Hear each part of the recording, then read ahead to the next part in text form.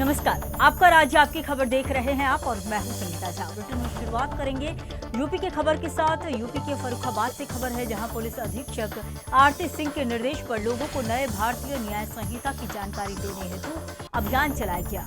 जिले के सभी थानों में नुक्कड़ नाटक के माध्यम से जनता को नए कानूनों के बारे में बताया गया। सीओ अजय कुमार वर्मा ने बताया कि पुराना कानून 1861 का था, जो अंग्रेजों ने बनाया था, जिसमें केवल दंड था। नए कानून में न्याय, सुरक्षा और त्वरित कार्रवाई सुनिश्चित की गई है। अब ऑनलाइन मुकदमा दर्ज कराने की सुविधा भी दी गई है। यह अभियान जनता को अपने अधिकार और नए कानूनों के प्रति जागरूक करने का प्रयास है।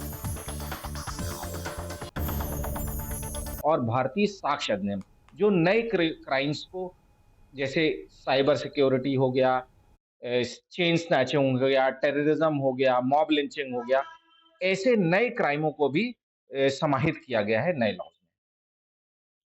तो क्या इसमें न्याय प्रक्रिया बढ़ाई गई है सर? दंड प्रक्रिया को कम किया गया है इसमें?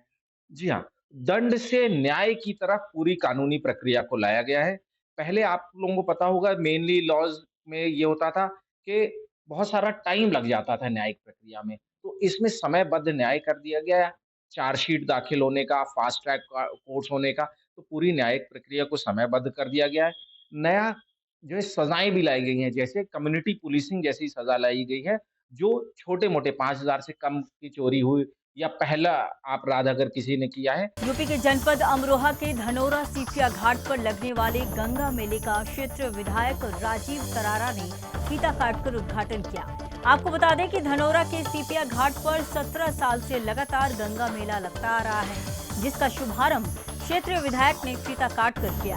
विधायक ने गंगा में पूजा अर्चना कर मां गंगा के नारे लगाते हुए श्रद्धालुओं के लिए मेले की शुभकामनाएं दी।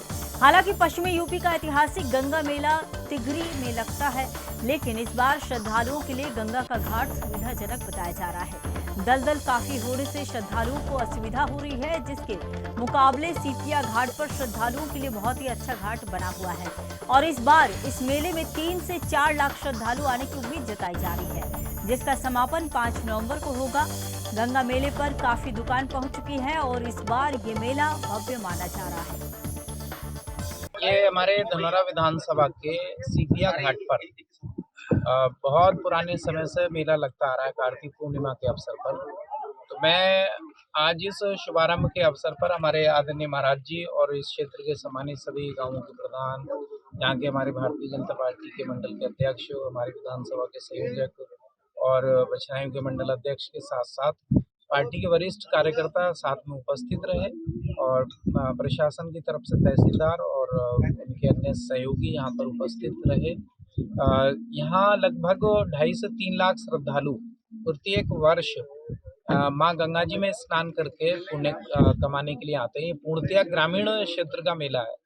तो चूंकि हमारे सभी भाई बहन यहाँ इस मेले में सम्मिलित होते हैं और कार्तिक पूर्णिमा के अवसर पर डुबकी लगाकर पुण्य लाभ कमाते हैं, तो ये अच्छे से शांतिपूर्वक सभी निपटे, ऐसी प्रार्थना के साथ माँ गंगा से प्रार्थना की है और सभी श्रद्धालुओं को शुभकामनाएं दी हैं। मैं सभी को बहुत बहुत शुभकामनाएं देता हूं और गंगा मैया। यूपी के वाराणसी से खबर है, प्रधानमंत्री नरेंद्र मोदी 7 नवंबर को 2 दिवसीय दौरे पर वाराणसी पहुंचेंगे। इस दौरान वे 8 नवंबर को सुबह वाराणसी स्टेशन से वंदे भारत ट्रेन को हरी झंडी दिखाएंगे। मंडलायुक्त के अनुसार प्रधानमंत्री कुल 4 ट्रेनों को रवाना करेंगे। पीएम मोदी के साथ मुख्यमंत्री योगी आदित्यनाथ भी मौजूद रहेंगे। सुरक्षा को लेकर पुलिस और प्रशासन ने व्यापक इंतजाम किए हैं। डीआईजी शिवहरी मीना ने बताया कि पीएम के रूट में आने वाले सभी मकानों और दुकानों को सत्यापन किया जा रहा है। एडीसीपी ट्रैफिक के अनुसार जगह जगह डायवर्जन प्लान तैयार कर लिया गया है, ताकि किसी भी प्रकार की अव्यवस्था न हो। माननीय प्रधानमंत्री जी द्वारा 7 तारीख को वाराणसी का आगमन प्रस्तावित है। फिर उसके बाद 8 तारीख को सुबह उनका कार्यक्रम है, जिसमें मडुवाडी स्टेशन से वंदे भारत ट्रेन का यहाँ से हरी झंडी दिखा के रवानगी किया जाएगा और उसके बाद यहाँ से वापस जाएंगे।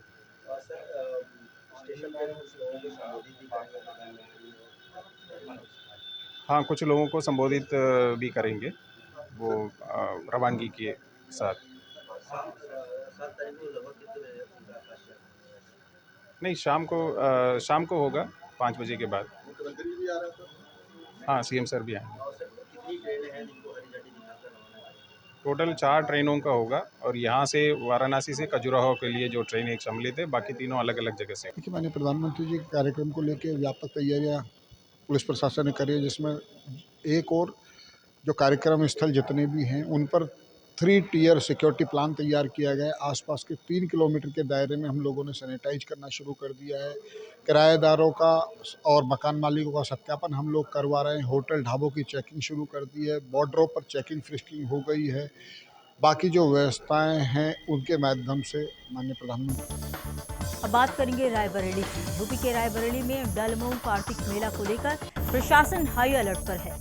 4 और 5 नवंबर को होने वाले मेले में करीब 2 लाख श्रद्धालुओं की भीड़ उमड़ने की संभावना है। सुरक्षा के लिए 1370 पुलिसकर्मी तैनात किए गए हैं, जिनमें 10 सीओ और 176 सब इंस्पेक्टर शामिल हैं। यातायात डायवर्जन व पार्किंग की व्यवस्था पूरी कर ली गई है।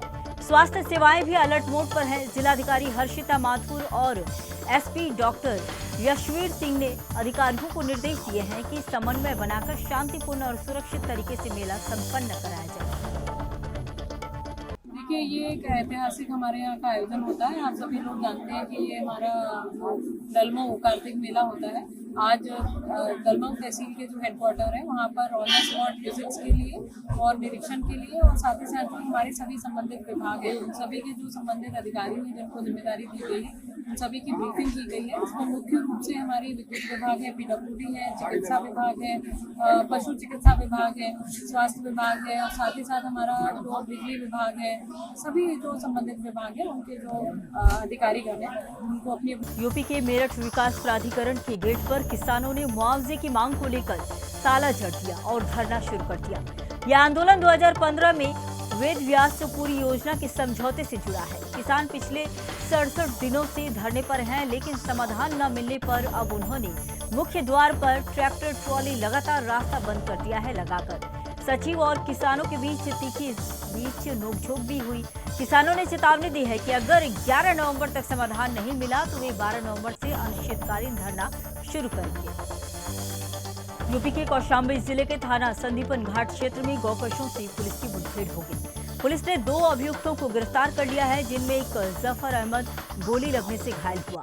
ये लोग ऑटो में गौमांस लेकर बेचने जा रहे थे। घेराबंदी के दौरान बदमाशों ने पुलिस पर फायरिंग कर दी, जिसके जवाब में पुलिस ने आत्मरक्षा में गोली चलाई। घायल आरोपी को जिला अस्पताल में भेजा गया। पुलिस ने मौके से गौमांस, ऑटो और अवैध असलहे बरामद किए हैं। दोनों अभियुक्तों के खिलाफ गंभीर धाराओं में मामला दर्ज कर कानूनी कार्रवाई की जा रही है। देखिए, आज दिनांक 4 नवंबर 2025 को मध्य रात्रि को पुलिस को सूचना प्राप्त हुई कि कुछ व्यक्तियों के द्वारा लोहरा ईदगाह के दक्षिण भीटा पर सरपत के पास में गौकशी की जा रही है तथा जो गौमांस है उसको बोरियों में भरकर कहीं ले जाने की फिराक में है। सूचना प्राप्त होते ही तत्काल पुलिस टीम, जिसमें थाना अध्यक्ष संदीपन घाट की टीम और एसओजी प्रभारी की टीम के द्वारा मौके पर पहुंचा गया और जो अभियुक्त थे उनकी घेराबंदी करके उनको पकड़ने का प्रयास किया जाने लगा। अपने आप को घिरता देख अभियुक्तों द्वारा पुलिस टीम के ऊपर जान से मारने की नीयत से फायर किया गया। पुलिस द्वारा उनको आत्मसमर्पण के लिए कहा गया, लेकिन अभियुक्तों के द्वारा पुनः पुलिस टीम के ऊपर जान से मारने की नीयत से फायर किया गया। यूपी के हरदोई जिले में नाबालिग से दुष्कर्म करने वाला आरोपी पुलिस मुठभेड़ में घायल होकर गिरफ्तार हुआ। आरोपी बीपी उर्फ कौशल पर 25,000 रुपए का इनाम था। पुलिस ने उसे 48 घंटे में ट्रेस कर लिया। बरेली मोड़ पर मुठभेड़ के दौरान आरोपी ने पुलिस पर फायरिंग की। जवाबी फायरिंग में उसके पैर में गोली लगी। पुलिस ने उसे गिरफ्तार कर अस्पताल भेजा है। आरोपी से अवैध तमंचा और कारतूस बरामद हुए हैं। एसपी अशोक कुमार मीणा ने बताया कि महिलाओं और बच्चों के विरुद्ध अपराधों पर सख्त कार्रवाई जारी रहेगी। यूपी के फिरोजाबाद में पुलिस और चोरों के बीच मुठभेड़ में 3 अभियुक्त गिरफ्तार किए गए। घायल आरोपी मुकेश उर्फ बाज के पैर में गोली लगी है। पुलिस ने इनसे चोरी की 7 मोटरसाइकिल और तमंचा कारतूस बरामद किया है। एसएसपी के निर्देशन में चलाए जा रहे अभियान के तहत टुंडला क्षेत्र में पुलिस ने दाऊद दयाल स्टेडियम के पीछे घेराबंदी की थी। मौके पर मौजूद अन्य 2 अभियुक्त सोनू यादव और अजय नागर को भी गिरफ्तार किया गया। सभी के खिलाफ थाना नारखी में मुकदमा दर्ज कर विधिक कार्रवाई की जा रही है। ये थाना नारखी क्षेत्र का मामला है। सूचना ये मिली कि दादू दयाल स्टेडियम के पीछे झाड़ियों में 3 चोर हैं और कुछ बाइकें इन्होंने यहाँ छुपा रखी है और बेचने के फिराक में। इस सूचना पे तत्काल नारखी पुलिस द्वारा यहाँ दबिश दी गई है। जैसे ही पुलिस आई है, पुलिस को देखते ही उसमें से एक बदमाश ने पुलिस के ऊपर फायरिंग कर दी है। पुलिस ने भी आत्मरक्षा में फायरिंग की है, जिससे उसके पैर में गोली लगी है। तत्काल उसको ट्रामा सेंटर में इलाज हेतु भेजा गया है, जहां पुलिस अवरक्षा में उसका इलाज हो रहा है। साथ ही इसके 2 साथी वहां से अंधेरे का फ़ायदा उठाकर भागने के प्रयास में थे, उनको भी पुलिस ने गिरफ्तार कर लिया है। इसमें जिसको पैर में गोली लगी है उसने अपना नाम मुकेश बताया और ये नारकी क्षेत्र का रहने वाला है। दूसरा इसका साथी अजय, जिसको दौड़ा के पकड़ा गया है, ये भी नारकी थाना क्षेत्र का रहने वाला है। और तीसरा अभियुक्त जो दौड़ा के पुलिस ने पकड़ा है वो मक्खनपुर थाना क्षेत्र का रहने वाला सोनू है। इन मुकेश का पुलिस अवरक्षा में ट्रामा सेंटर में फिलहाल हम लोग इलाज करा रहे हैं। तीनों की मुठभेड़ के दौरान गिरफ्तारी हुई है। इसमें आगे की जो भी आवश्यक वैधानिक कार्रवाई हम लोग करेंगे। इनके पास से जो बरामदगी हुई है, यहाँ झाड़ियों में इन्होंने 7 बाइक छुपा रखी थी, वो बाइकें बरामद हुई हैं। यूपी के बुलंदशहर में छतारी पुलिस और स्वाट टीम की संयुक्त कार्रवाई में गैंगस्टर एक्ट में वांछित 25,000 का इनामी बदमाश जावेद मुठभेड़ के दौरान घायल हो गया। पुलिस की जवाबी फायरिंग में जावेद के पैर में गोली लगी है, जिसके बाद उसे गिरफ्तार कर लिया गया। जावेद दादरी का रहने वाला है और उसके खिलाफ ग्रेटर नोएडा, हापुड़, अलीगढ़ समेत कई जिलों में 40 से अधिक मुकदमे दर्ज हैं। पुलिस ने आरोपी के पास से बाइक, तमंचे और कारतूस बरामद किए हैं। पुलिस अधिकारियों के अनुसार जावेद लंबे समय से फरार चल रहा था और उस पर गैंगस्टर एक्ट के तहत कार्रवाई की जा रही थी। आज दिनांक 2/3 नवंबर की रात्रि में थाना छतारी पुलिस एवं स्वाट टीम बुलंदशहर की एक अपराधी के साथ मुठभेड़ हुई है। थाना छतारी पुलिस एवं स्वाट टीम काली नदी के पास चेकिंग कर रहे थे, तभी एक अपराधी को रुकने का इशारा करने पर उसने बाइक को मोड़कर तेज़ी से भगाया। पीछा करने पर उसने स्वयं को पुलिस से घिरता देख पुलिस पार्टी पर फायर किया। जवाबी क्रॉस फायरिंग में अपराधी घायल हुआ है। इससे प्रारंभिक पूछताछ की गई। अपना नाम इसने जावेद पुत्र मुस्तफ़ा निवासी दादरी जनपद गौतम बुद्ध नगर बताया है। यह अपराधी थाना छतारी से गैंगस्टर के मुकदमे में वांछित है तथा इसके ऊपर 3 दर्जन से अधिक लूट, डकैती, चोरी आदि गंभीर अपराधों के मुकदमे दर्ज हैं तथा इसके ऊपर 25,000 का इनाम एसएसपी महोदय बुलंदशहर के द्वारा घोषित था। इसके पास से एक चोरी की बाइक, एक अवैध तमंचा, 2 जिंदा कारतूस, एक खोखा कारतूस बरामद हुआ है। घायल अपराधी को उपचार के लिए खबरों में बात अब कर्नाटक की। कर्नाटक के बेलगावी जिले के चिक्कोड़ी में किसान 3,500 रुपये प्रति टन गन्ना मूल्य की मांग को लेकर प्रदर्शन कर रहे हैं। बसों सर्कल पर किसानों ने मंच बनाकर भाषण दिया और चीनी मिलों के खिलाफ नारेबाजी की। किसान नेता चंद्रकांत हुक्केरी ने कहा कि जब तक गन्ने का उचित मूल्य नहीं दिया जाएगा, विरोध जारी रहेगा।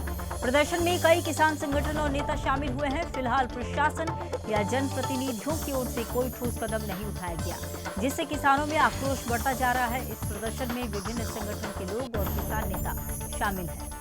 दिनों से बेलगाम में किसानों का विरोध प्रदर्शन चीनी मिलों के खिलाफ काफ़ी दिन चला आ रहा है।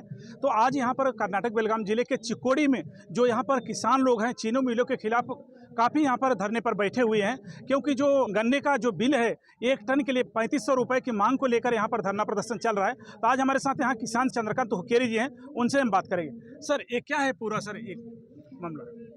लास्ट 5 दिन से धरना चल रहा है। 40,000 से भी ज़्यादा लोग धरने में है। धरने में क्या है, हमारा डिमांड है, बाजू में महाराष्ट्र में 3,500 रुपये रेट दे रहे हैं, इधर हमारे इधर 3,000 दे रहे हैं, और उसके बाद बोलते हैं 50 रुपये बढ़ाते हैं। 50 रुपये का भीख दे रहे हैं क्या?